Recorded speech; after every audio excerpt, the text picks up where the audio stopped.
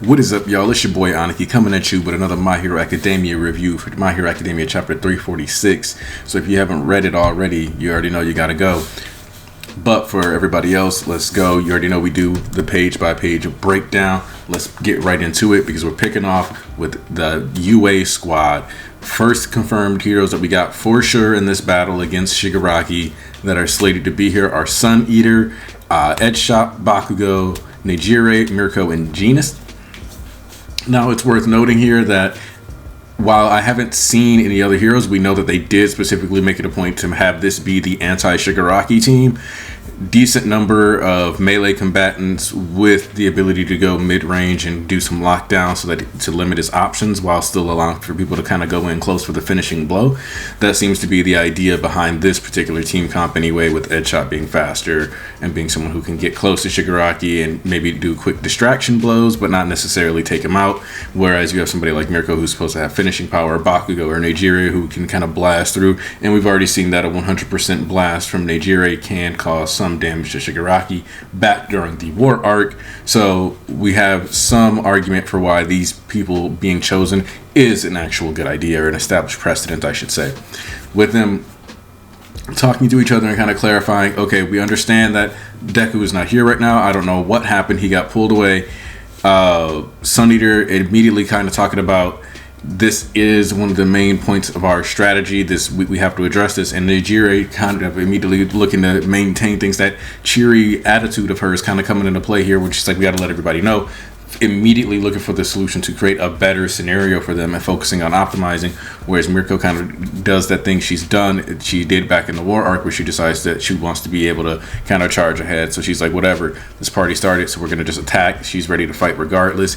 Shigaraki looking around, is sizing up the scenario, can see that he, he immediately is like, I'm in the sky, I'm isolated, there's nobody, no convicts brought with me, and which also likely indicates that the majority of UA, or if not all of the UA people, are gone. So we don't really have to worry about UA itself being, when it is destroyed, it kind of doesn't matter. I could even see, as this fight progresses and gets to a certain point, there's a chance we could actually have UA collapsing, falling out of the sky, and then the final battle between Shigaraki and Deku would basically be in the rubble of the collapsed UA somewhere. That's kind of what I could see this turning into, especially since he's going to have to, ultimately, Deku should be fast enough to run to wherever he needs to go to if it really comes down to it. So kind of putting him to the test with using his quirk to travel and like really solidify himself and kind of catch up to that All Might legacy, so to speak. So just things to keep in mind as when we see Shigaraki land, and the fact that he can decay even this portion. Yes, they have the auto ejection feature, which like rockets him back into the air, which ends up launching him into the electromagnetic field, which we talked about in the previous videos, that this would obviously be some kind of force field or barrier. It wouldn't make sense for them to have just this aesthetic around the arena, So with that in mind, of course, we get to kind of see that Shigaraki, now that he knows the way that this segmentation works, and he knows for sure that they can kind of respond, he knows that he doesn't need to worry about focusing on decay through the ground as an option. With there being so many wires, we could easily see decay through cords start to come up into play, or him trying to utilize that in some measure. With the electromagnetic barrier, addressing the fact that being electrocuted does impact Shigaraki still. Not electrocuted, because that technically means to death. But with him being electrified or shocked, it does open the door for conventional attacks, or somebody like Kaminari to get a moment later on where they manage to actually land a stunning blow, which allows for other people to move in and do something. It's knowing that he can still be impacted this way by this stuff, even with his regeneration, is important. Now, with Genus wrapping him in the carbon fiber cables, obviously stopping him those from getting decayed and throwing them into the ground. We're kind of seeing what I was talking about with while they're in this like net, the sky, the area around Shigaraki kind of be his weapon. The terrain itself, where they're fighting in the air, the surroundings, he always has a weapon that he can kind of utilize. Now, Genis gets to talking extremely bold during this section, and obviously part of this is just for the expositional aspect so that we as readers can understand what's going on with the way they've got the base set up so that they can interchange the real estate, as Shigaraki puts it, to make sure that there's an ever-flowing supply of ground and panels while simultaneously, stopping Shigaraki from being able to just spam decay to solve all the issues. Now, with that being said, it does need to be addressed that while Genis is the number 3 hero, he got that role partially based off a lot of popularity, and it's not necessarily his high combat potency that's been one of the things that made him be revered. And even when you think back to the Pro Hero arc, Endeavor was the number 1 hero with like the 4th highest approval and popularity, whereas Genis was the first with approval, with the highest amount of popularity. So it's kind of like an injured Genis was the most popular hero, which kept him in the top 5. And when you think about the war arc, he showed up later into the game, so he hasn't actually had to confront the horror, or didn't have to really deal with the horror that was like 75% Shigaraki, and he only really made it through the war because he had a lot of people backing him up. So this level of aggression and his confidence that he seems to be displaying here, to me, kind of comes from his lack of experience with how powerful Shigaraki is, because it does not seem like he's giving him the proper respect with the whole it's supposed to be his tomb. Yes, it's designed to be that, but asking him if his brain short-circuited and all this other stuff just seems to be setting yourself up for a quick death, especially when you think back to how All For One so quickly dispatched of Genis back at Kamino, and how ultimately if Shigaraki gets even a moment away from Monoma, he has access to the same quirks and abilities that put Genis in the dirt and in the hospital to begin with. So not exactly the ideal scenario for Genis if he's more aware, but at the same time we saw this kind of hyper excited energy from Sukauchi too, where people were just kind of like getting a little too excited, a little too happy, and I think that's kind of the whole point of what this chapter's ending is supposed to be alluding to as well. And to further explain how this is working, though, we see that we have Momo in the cut and Mei working together, constantly building these panels. They got a nice support course team. We get confirmation that Mei Hatsume is the reason that the fortress can fly. I want to just point out that one of the things they talked about on stream is that one of the first couple of pieces of tech that we were introduced to from Mei were hover sole shoes, a jetpack, and then we even had those stabilizers that she had Ida wearing during the matchup with him.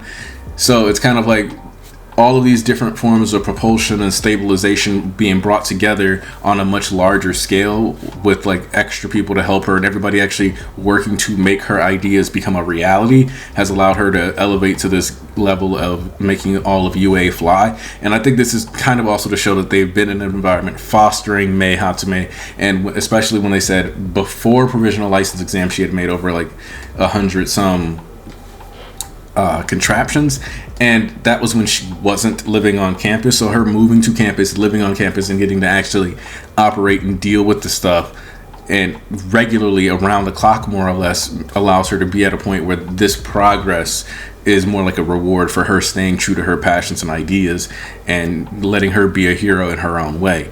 Now with Momo, we see also, I just want to point out that we have Lunch Rush in the background going out of his way to keep Momo fed so that she consistently has a supply of lipids and energy so she can keep generating more and more materials to help bridge the gap, which is a nice touch, a nice utilization of Momo's characters, basically making her a literal toolbox like I had referred to in previous chapter reviews, where now she's more or less providing them with whatever gadget or gizmo they need to make a repair. And that's allowing them to get away with having effectively an unlimited supply, or in theory as unlimited as can be, while dealing with Shigaraki supply of material to keep his decay at bay. And also I just want to point out that Cementos is shown creating cement or earth here.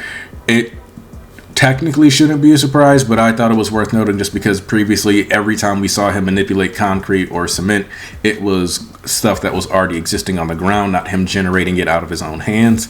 So that's just something that I thought is worth noting and taking acknowledgement of, that Cementos is another hero who has been improving his quirk throughout the series. And of course, we get the ectoplasm was helping with the construction too. He's always there. What this confirms is just how, if these quirks were more incorporated into society and less gated around being heroes, that a lot of this stuff would be expedited even faster. Like, people can live with their quirks in a more mundane way. Like, the way that these construction projects are taken off is purely because they're able to just do what they need to do with their quirks and make things happen. And then finally everybody having these licenses, of course, and these heroes purposely training and learning how to use their quirks in all these different ways, really just kind of adding to how the world building has kind of stunted the average citizen, and how it makes you wonder how good society could run if they were all a bit more free with their quirks, but working towards a more common good. Now, we get confirmation that the base is running on human batteries. I don't know if they're the only source of energy for the base. That would be a little risky in my opinion, but Kaminari, we see that Manga Fukudashi. Okay, we also need to address this real quick. Manga Fukudashi is technically a reality warping character just by being able to emulate certain sound effects and change the humidity, create a thing that just generates a seemingly endless supply of electricity. Like, the guy in theory could use automatopoeias to create like a black hole if he could figure out what it sounded like. And that's kind of something that's insane to think about, is that anything that he can even kind of think of an automatopoeia for, he can eventually cause a manifestation or a kanji for to manifest and create that effect on his environment. Meaning, over time, he can lead to some pretty dangerous things, and ultimately can replicate a lot of other quirks. Like, if he needs to just make a giant tornado, he can make that and, mimic Inasa. If he clearly is, like here, basically replicating Kaminari, you could replicate a lot of other quirks in different ways just by using his quirk. So, just something to think about. Now, we get confirmation of something that we talked about in previous reviews, Church of MHA streams, Twitter people, all of it. Monoma sitting on top of the building using a razor to stare down and maintain an eye on UA. And more importantly, trying to lock down Shigaraki. And Manuel being right back on eye hydration duty to make sure that he can keep his eyes open non-stop, ensuring that Shigaraki does not get access to his quirks again as long as he stays in the sky. He can stay on the ground, but everybody can stay over him, and he'll be immediately ejected back into the air anyway, causing him to lose his quirks. So there's no real advantage to being on the ground or trying to be in the sky. This is really just, he's going to have to be a very reactive fighter, is the theory behind the construction of this thing. And when Shigaraki talks about how they're just so proud of their toys, and one well-placed shockwave, he's kind of implying, like, I could blow away all of this stuff. I can create a big enough explosion, and it's going to damage their barriers. I create a big enough explosion, it's going to damage so many of these pieces, and they're not going to be able to properly send it where they need to through the, ground tunnels or any of that other stuff. There's all these little factors that it's like, well, I can probably get around it because of this, but ultimately, without those quirks, that shouldn't really be an issue. Except Shigaraki, pulling his Tetsuo, starts spawning a bunch of hands, fingers, and it's worth noting that when you look to the beginning of the chapter, even you can see that when he's using his decay, there's that emphasis that he has those finger niblets growing again that are like almost there where that metal bar piece used to be, and now we have him just straight up spawning a bunch of different hands, and you kind of have like that reminiscent of, instead of the hands over his face going towards it and like covering it, they're like shielding it and kind of pointing outwards, instead of those that, like, it's like an inversion of the hand mask he used to wear all the time, where the fingers are coming around instead of, and when I think about what Awful One said about how Shigaraki needed to go against or overcome Quirk's singularity, I think about how in Akira, it's heavily suggested, if you watch the movie at least, that when Tetsuo gets to a point where he can't control his power anymore, he kind of becomes a singularity, a focal point, and then a focal point of energy and mass. And then some explanations or theories are that they basically went off and created an entirely new universe, and that exists in it as another plane.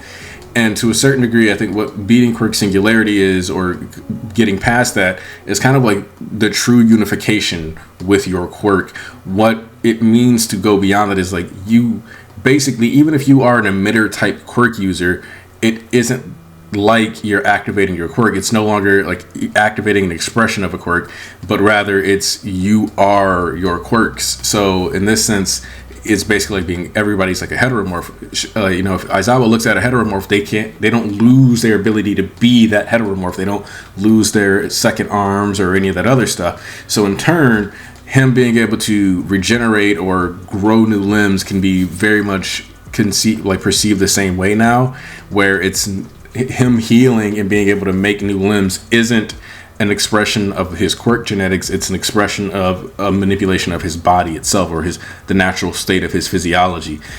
Being able to sprout an extra arm or grow and regenerate like that is just a part of what his body does.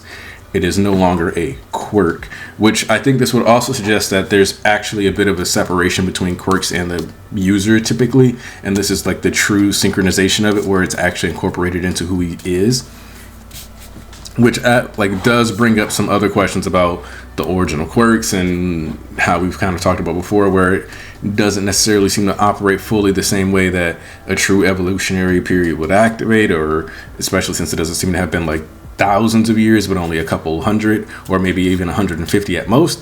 So with the timeline being what it is, and there's been a lot of questions, and I think this is going to help us dive into the origin of quirks the further we get into the story, and what that really means, especially for Shigaraki. And we might finally get the explanation beyond just he was the grandchild of Nana Shimura for why All For One decided to target him, because especially if decay is his own quirk, which I still think it works better if it is.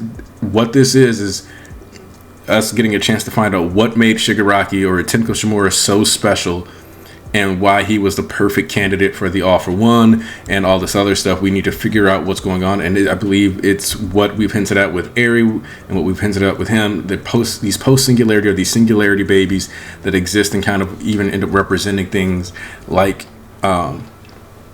entropic forces for Shigaraki, or rewind is like going back, like time manipulation with Eri, and this idea that they have quirks that represent fundamental aspects, and that allows them to go beyond what we perceive as quirks, like things that New Order was the start of. Like being able to alter these things is one thing, but actually being in control and in touch with these forces is a whole other. So that's kind of where I'm looking at what's been going on with Shigaraki now. He's finally completely gone past that singularity point, and he is one with his quirk truly, where you cannot turn it off, because turning it off would be turning him off, and you just can't do that by looking at him. That's just not going to be how it works. So yeah, that's where I am with this. I hope Monoma still has the ability to teleport, because I think that's, unless we're going to get Deku like running across the city, running from Kamino, running through all these places, trying to contribute where he can, and then eventually getting to UA and basically making it a race of Deku versus Shigaraki as far as timeline wise. Can Deku get there before Shigaraki takes out all his people? Kind of like, because we talked about this and how this is a mirror or parallel to the USJ arc where they all got scattered. And now in that arc, Ida ran to UA to grab All Might and ran into him along the way, and then got sent to the USJ so that he could actually help out. But in this case now, it's Deku who's going to have to show up and try to arrive in time and make sure that his sensei or mentors aren't dead or injured or maimed or being beaten by Shigaraki, which means that if it comes to that point, Shigaraki is getting to that other side of UA, we are going to see them start getting the support team getting attacked, some of them getting taken out, whether that's just unconscious or life lost, whatever the case may be. which I'm leaning towards some of these people getting their lives lost, because even if that isn't a death at the end of the chapter, you need to understand there's looks to be some junctures of critical wounds, especially around like the right leg and potential left elbow area. So when looking at what's happening, this fight is only going to accelerate, and Deku is on a timer. How long they can play keep away from Shigaraki while he can manipulate his body still, while he still has access to high speed movements, that remains to be seen. We have a special ace in the hole with Bakugo's whatever that thing is on his back, but that probably isn't going to be enough to change the tide of this entire fight. It could be cool, but that's going to be a tough sell. So let me know what you guys think of this chapter and where you think we're going here, because the way I look at it is we're going full head. People are kind of getting punished for their character flaws. People who didn't learn from their previous mistakes are being penalized heavily, it looks like, based on that end page. I want to know you guys' thoughts on this chapter of My Hero Academia. If you enjoyed this, make sure you like and subscribe. Join up. Hope you enjoyed this video. Hope you enjoyed this chapter. Hope I can see you next Sunday for the Church of MHA and maybe something special dropping around the middle of the week. I'm Aniki, and I am out.